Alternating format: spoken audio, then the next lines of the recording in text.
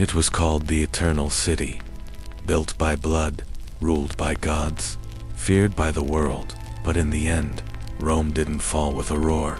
It crumbled in silence from within. This is not just the story of an empire's collapse. This is the moment. History changed forever. This is the beginning of the Dark Ages. A bell tolls once, low and fractured, echoing across the desolate hills of Latium. Its bronze throat has cracked with age, and its voice is no longer clear, but strained, like an old man gasping for air. The sky above is a quilt of storm-worn gray. There is no sunlight, only the kind of dimness that makes the world feel underwater. Crows rise in sudden, startled flight from the ruins of the Roman Forum, their wings scraping against wind and silence. The statues, once carved with the arrogance of gods, now lie in broken halves, heads toppled, fingers lost. Their white stone, soaked with moss, mud, and rain. A cloaked figure moves slowly beneath the shattered columns of the Temple of Saturn. His breath leaves his lips in pale mist. In his arms, a bundle wrapped in wool. No gold, no weapon, only a scroll. The last sacred writing from a forgotten library deep beneath the Palatine Hill. He does not run. He walks with ritual, as if every step he takes through the rubble must be remembered.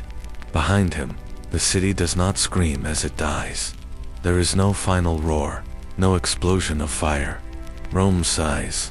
It surrenders its bones with the silence of something, once eternal, now too tired to resist. The fountains have stopped. The aqueducts, once marvels of engineering, are silent skeletons. The senators, once draped in silk and pride, are gone. Some fled across the sea. Others vanished into shadow. What remains is the cold and the soft shuffle of footsteps on marble dust beggars, widows, servants, all wandering through empty courtyards, searching for food, for firewood, for the ghost of safety. A child digs through the ash of a collapsed temple, hands blackened with soot, eyes glassy with hunger. His father died in the defense of a city that no longer exists. His mother tears her last garment into strips, binding a stranger's wound with trembling hands. In a church where the roof has caved in, a priest lights a stub of candle on an altar cracked in two. He murmurs prayers in Latin, his voice unsure. Once, his god ruled an empire.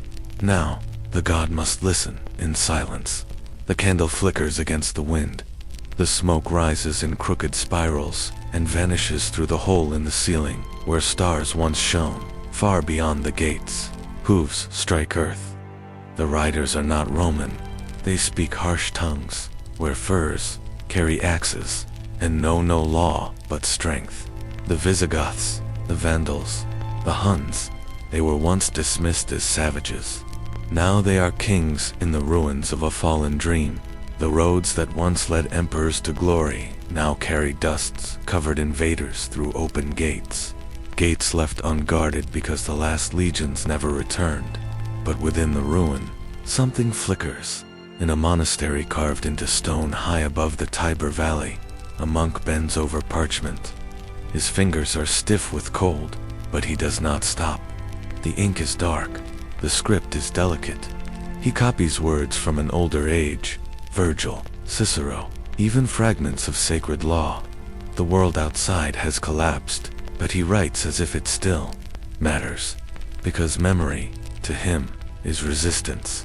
He knows the words are seeds, that one day, though this parchment may be stained with mold, burned in war, or buried beneath snow, someone will find it and read. 100 miles away, a child is born in a stable. No crown, no prophecy, just the first breath of a new kind of life.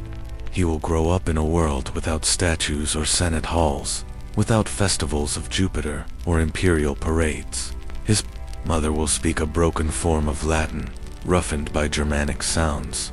He will not learn from tutors in marble halls, but from elders who remember Rome like a dream they once had. Still, he will carry in his mouth the ashes of an empire and the roots of a new language. The language of survival, The scrolls will not feed the hungry. The statues will not defend the weak.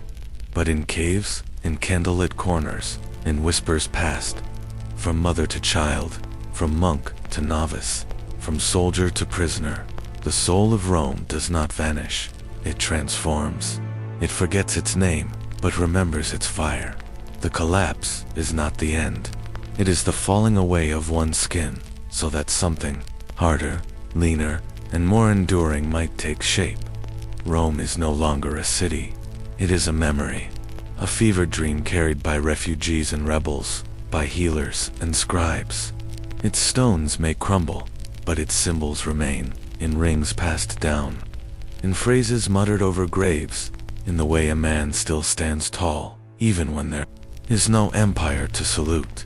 And as the wind gathers over the ruins, lifting dust into the mouths of the forgotten, the cloaked figure reaches the edge of the city. He turns once more. Behind him, the sky breaks open with slow, gray rain. He does not cry. There are no tears left for Rome, only duty, only the scroll in his hands, and the steps he must take to carry it where memory still matters. Somewhere in the forest, a bell tolls again, not the proud bronze of temples, but the iron hum of a monastery calling monks to evening prayer. That sound, softer now, less proud, will become the rhythm of a new world. Not built on conquest, but on endurance. Not dressed in gold, but in wool and silence. The sun has not risen, but neither has it died. The next chapter is forming in shadow, and from these ashes, something unnamed is already learning to walk. A door creaks open in the stillness of dawn. Wind howls through the ruined archways of Trier like a wounded beast. Snow drifts in silent swirls across the stone floors where once sandals clicked and senators whispered. In the center of this ruin stands a man, draped in the folds of a fading world. His breath clouds in the frozen air as he presses his signet ring into a pool of wax. The seal breaks slightly, cracked from the cold. The emblem of Rome, once feared across the world, trembles beneath his trembling hand. His name is lost to history. His title, nearly meaningless now, Magistratus, but he wears it still. Wakes each morning before the sun, bathes in melted snow, drapes himself in a worn white toga and ties it with care, as if it were armor. It is not pride that drives him, it is ritual, it is memory. The ink on his scrolls dries before it can be read. The decrees he writes are laws to a world that no longer listens. No servants sweep these floors. No guards wait at the doors. Only silence answers him, heavy, endless silence. Yet still, he writes. Once, he presided over courts where generals debated policy and poets recited verses thick with honeyed Latin. Now, his words echo against damp stone. Mice dart through moldy tapestries. Myrrh has given way to the sour rot of decay. In the corner, a Roman bust lies split in half. Its noble gaze shattered outside these broken walls. A different Rome is rising, not of columns and conquest, but of chaos and change. Germanic warlords once mocked as barbarians, now recline in Roman villas, sipping wine from stolen goblets. They drape themselves in togas, crude imitations of Roman civility, and feast beneath tattered silk, stolen from once mighty cities. They have no need for Latin law or marble gods. They rule with fire and steel, and yet, even they cannot fully kill what once was. Beyond the city, peasants speak a language born from the ashes, half Latin, half the old forest tongues. They no longer remember the names of emperors. They do not read, they do not write, but they live. A woman kneels in the dirt, burying her child beneath a stone with no name. Her tears are the only elegy. A boy learns not history, but hunger, not poetry, but how to trap a rabbit. His world is smaller, fiercer, but it is his dot. And still, inside the crumbling hall of justice, the magistrate continues. Day after day, his parchment stack grows taller, his candle grows shorter.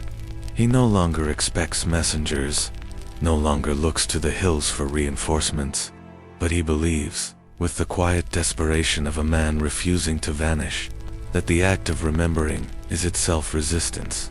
He dips his quill. He writes the date, in Roman numerals, as always.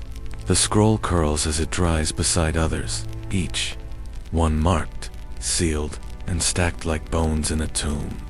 He is not saving a city. He is bearing witness to its death. He whispers now, not laws, but prayers.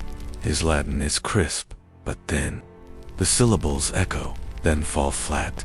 Outside, snow piles against the doors. Ice clings to the marble lions by the gates. The wolves come closer to the edges of town each night. Still, he writes, he does not imagine. Glory will return. He does not dream of legions marching through the gates. That dream is gone. Rome is not falling in flames. It is falling in silence, and the silence is heavy. But in that silence, something else begins. A monk far to the south sharpens his quill beside a flickering oil lamp. He writes, not in decree, but in scripture. He copies psalms, preserves old texts, and binds them in leather. A boy, in a cottage warmed by a single hearth, traces letters in soot and learns to speak in a new tongue. A chieftain's daughter is baptized with water from a Roman aqueduct. Her name a mix of old gods and new saints. What the magistrate does not know is that, even in death, Rome seeds the world. Its law, broken. Its glory, buried. But its shadow will stretch far beyond its own grave. From this cold and lonely room, where one man scribbles memory into dust, a line will be drawn. Through kingdoms, through cathedrals, through charters and codes and creeds. The magistrate's hand shakes, his candle guttering. He writes the final line of his scroll. The flame sputters. Snow presses against the windows like a closing hand, and when the light goes out, it does not go quietly. The empire has ended, but the idea has not, and from that idea, something colder and harsher begins to form. A world of warlords and bishops, of shattered roads and whispered liturgies, a new order born, not from triumph, but from the grave of memory. The last Roman sleeps beneath crumbling stone, unknown, unburied. But in some forgotten archive, his scroll survives, and history, that stubborn ember, burns on.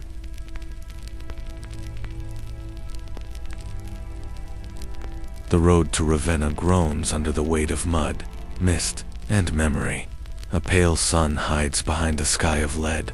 The trees are skeletal, stripped bare by the winter wind, their branches reaching like fingers toward a forgotten heaven. Beneath them, mules plod through slush and frozen blood. Their hooves break the silence with dull, wet slaps.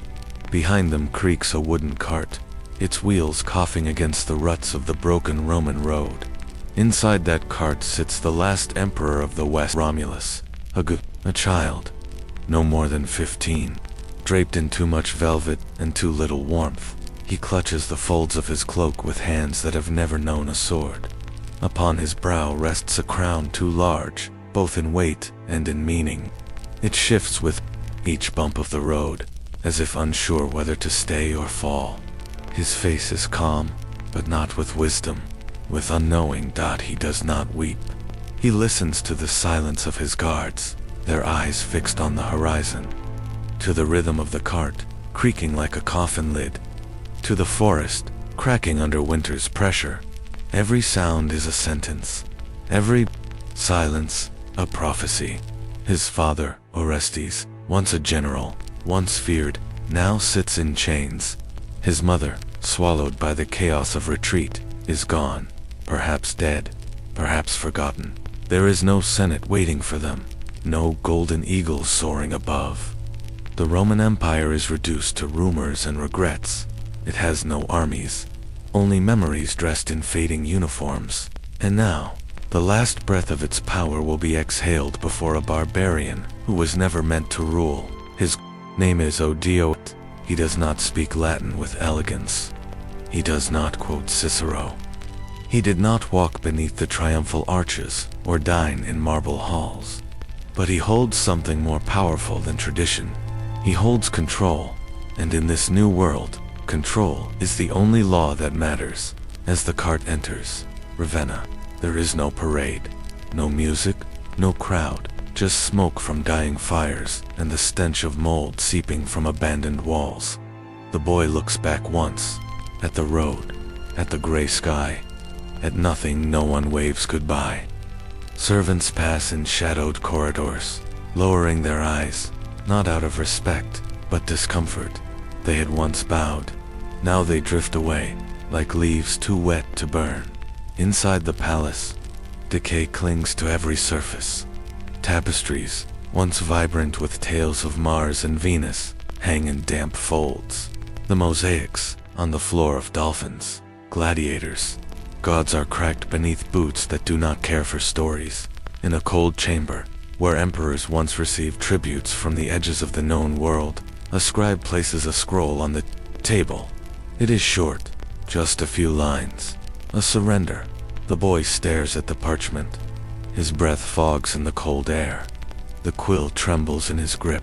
His name, once etched in gold, now bleeds in ink. He signs. The wax seal is pressed. The crown is taken from his head, and Rome falls. Not with fire, not with a siege, but with the hush of a closing door. His title evaporates. His name becomes a ghost, drifting in the margins of a history book not yet written. Romulus, Augustulus, the little Augustus, the boy emperor who saw the light go out. But even as the last crown is lifted, something else is rising. Far from the marble ruins, in the wild edges of the former empire, a new rhythm begins, a rougher kind of life. In wooden churches and stone huts, in cloisters and cattle stalls, people pray in broken tongues. Children are named not for gods, but for saints. Coins bear strange faces. Laws are spoken, not carved in stone. A mother hushes her child beside a fire built from the wreckage of Roman furniture. A monk copies psalms by candlelight in a language that stumbles across Latin like a newborn across ice. A soldier sharpens his blade beneath a flag no Roman would recognize. The empire is not killed. It is shed, like a skin too tight for the world. That must now survive. And from the cold, from the hunger, from the silence that follows a crown's fall, something older stirs. Not grand, not golden, but human. A world of toil, of faith, of fear, and hope in dirt beneath fingernails. The boy is gone. His palace is silent. But in that silence, the Middle Ages begin to breathe, and the story does not end. It darkens, it deepens, and it waits.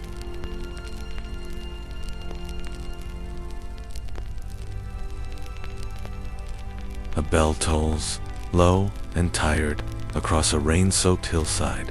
Thunder grumbles over the Adriatic like a wounded god, its voice echoing through the trees. Beneath the storm, shapes move slowly, cloaked figures hunched against the wind, each one bent beneath the weight of quarried stone. Mud sucks at their sandals. The forest path churned to a slippery current. They say nothing. They pray with their silence.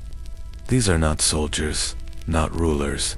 They carry no weapons, only slabs of limestone strapped to tired backs. Each step, each stone, is a whisper against the darkness, a whispered vow that Rome will not vanish entirely. Atop the hill, half swallowed by mist and ivy, rises an unfinished abbey. Its walls are uneven, patched with the bones of older ruins. Columns once belonging to a villa or a senate chamber now line the cloister walk. A broken mosaic of an emperor's face has been turned sideways, half buried in the mortar of a chapel floor. What was once imperial becomes sacred. What was once a throne becomes an altar. Inside, the air is thick with damp and incense. A single lantern swings from a beam, casting flickering shadows across the stone. Beneath it, Brother Aelius leans over his desk. He is no longer young. His back aches. His fingers crack. But he writes, on parchment stretched from calfskin, the words of Virgil bloom again, dark letters etched in iron gall ink. Each stroke deliberate, cautious, as if one mistake might erase a civilization. Behind him, rats skitter in the walls, the only audience to his devotion. The scrolls he copies are not for fame or favor. He will die unknown, but the words will live. He does not write for himself. He writes for the silence after him. Beyond these fragile walls, the world is collapsing in fragments. Warlords trade lands like dice. Sons murder fathers to seize crumbling forts. Roman generals, once draped in crimson, now ride as mercenaries for the highest bidder. Latin splits apart, twisting into tongues that no poet would recognize. Gods change names. Saints are carved where emperors once stood. But here, time does not obey the storm. Here, it kneels. The monastery is poor. Its bread is coarse. Its wine, bitter. The villagers who come do not bow. They come with fevers and wounds, carrying herbs in their palms and fear in their eyes. They do not know Rome. They do not speak its tongue. But they know the monks heal. They know they sing through the night. They know, somehow, that in this cold place something sacred endures. Aelius sets aside Virgil and lifts another scroll, rougher, newer. A letter from Augustine. A vision from a desert hermit in the east. A fragment of medicine passed from a Syrian traveler who claimed to have touched the bones of Paul.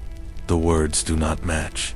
The ideas strain against each other, but he copies them all, not because they are perfect, because they are surviving. Outside, lightning splits the sky. The lantern swings violently. A drop of rain sneaks through the roof, landing on the parchment, smearing a single syllable. Aelius pauses, watches the ink bleed into the page. For a moment, he says nothing. Then he continues. Because the page must be finished. This is how memory is kept, not with triumph, not with marble arches or golden coins, but with stubborn hands, hunched shoulders, and pages filled by candlelight. Rome does not live in palaces anymore. It lives in ink, in bread, in hymns whispered by cold monks in forgotten hills. He does not imagine the future. He does not see the universities that will rise centuries later, clutching these scrolls like relics. He does not hear the mouths that will recite these lines, in courtrooms and churches and dusty lecture halls. He does not picture the child who will grow bold, reading these letters, believing the world once had shape and law and meaning.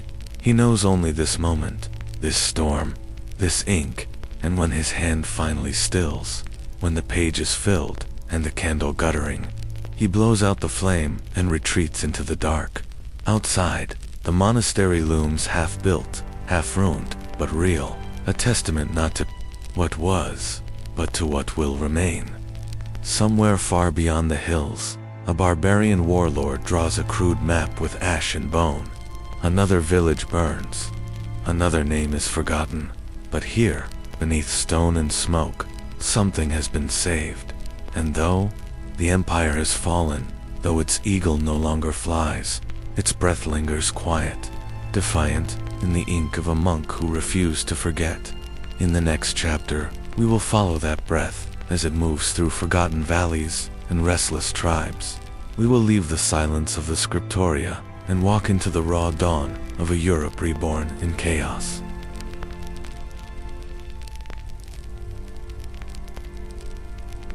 The wind slips through broken arches, carrying the scent of ash and damp stone. Beneath what once was grandeur, marble pillars now split by roots and time. A flame trembles in a clay hearth, its light dancing against the crumbling walls of a forgotten villa. A woman kneels in silence, her hands wrapped around linen stained with blood and tears. Her veil, once woven in celebration, now binds a wound. It is not the veil of a bride anymore, but of a healer, of a protector.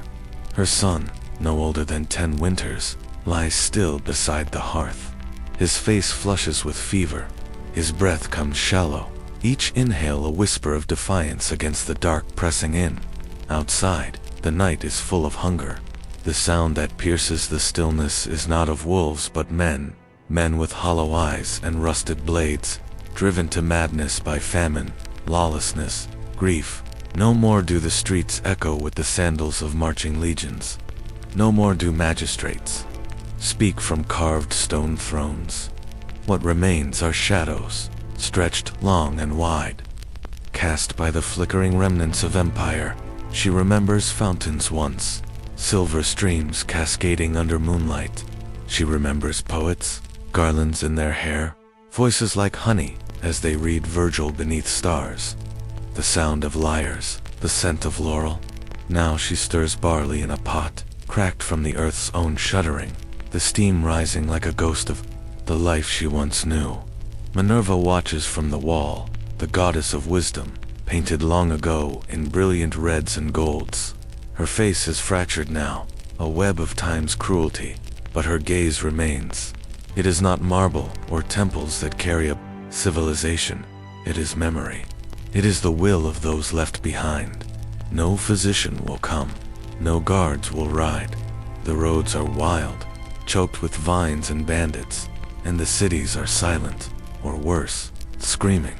So the widow sings, a lullaby in Latin. The words are ancient to her son, but the melody weaves through the fever.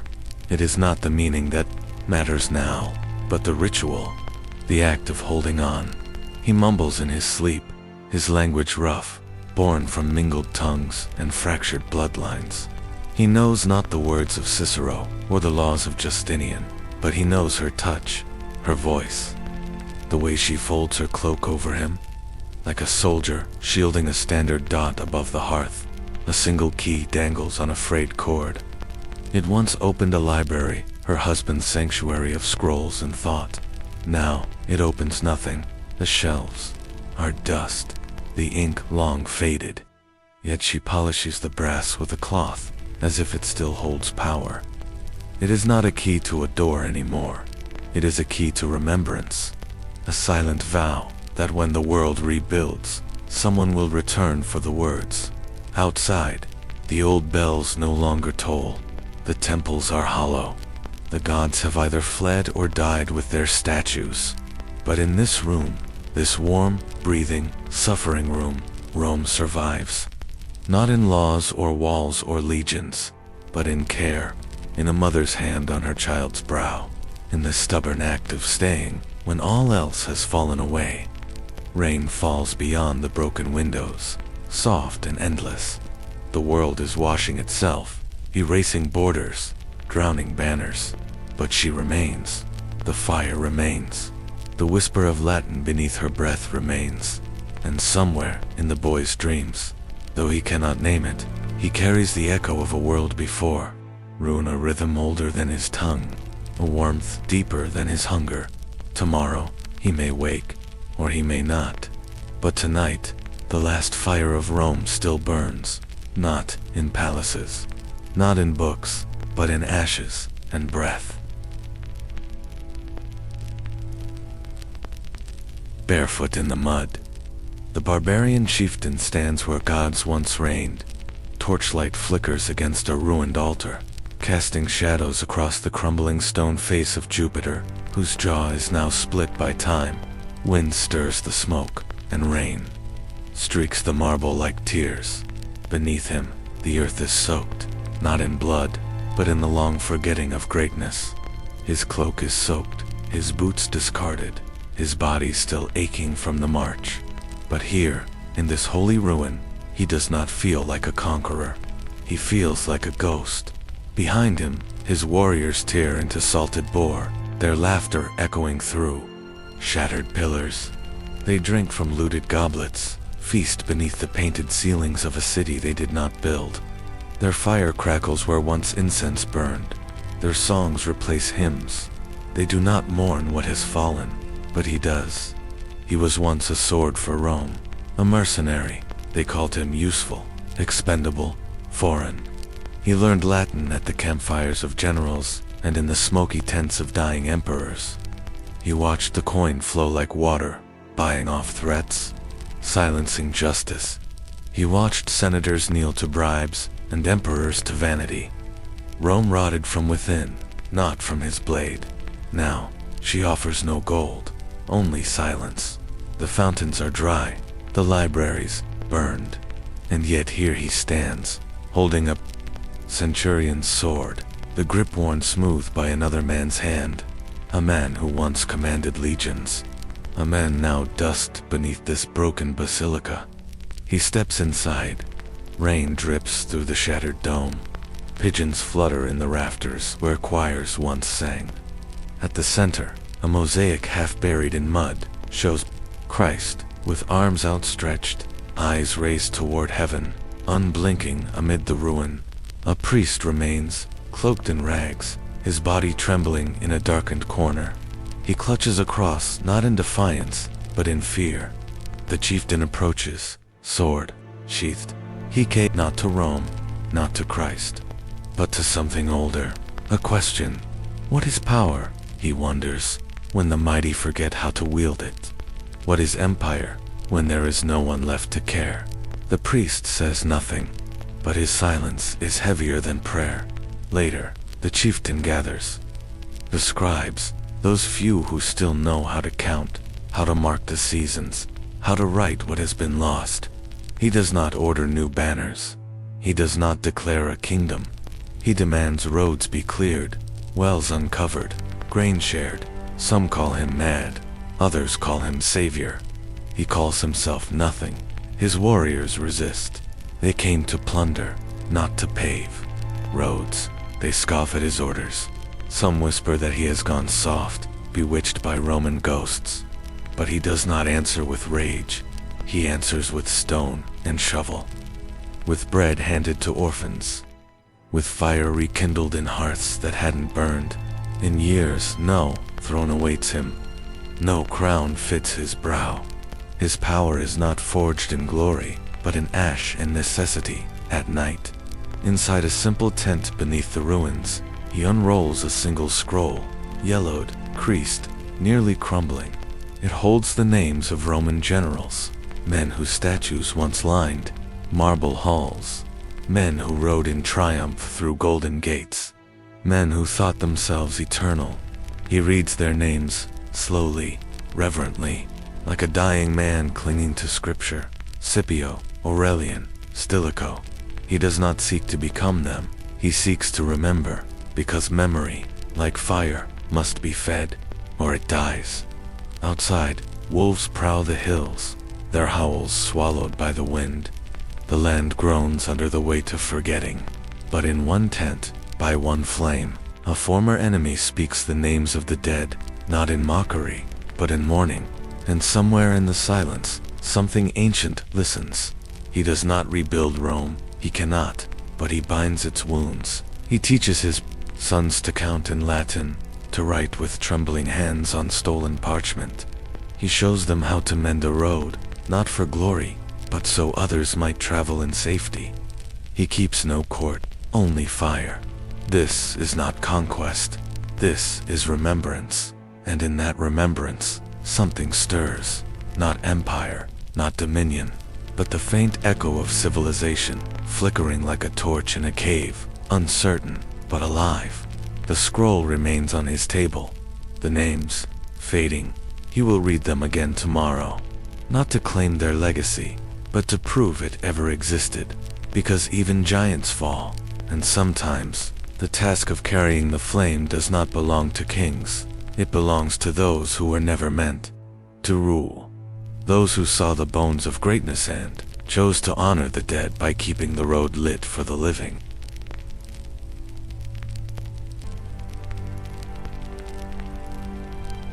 Fog clings to the bones of the village like a second skin. It curls through the narrow alleys, brushes past shuttered windows, and lingers in the eaves of low thatched roofs. This is no place for marble or mosaic. This is a world made of mud and silence. A world where the stars are hidden and the past is a ghost that hums beneath the frost. Inside a hut no wider than a noble's bedchamber, a fire of peat crackles low. Its smoke is soft and earthy, weaving like old memories through rafters blackened by 100 winters. A boy crouches close, his toes curled against the cold stone floor. His eyes are wide, not from fear, but from something deeper, that delicate ache of wonder.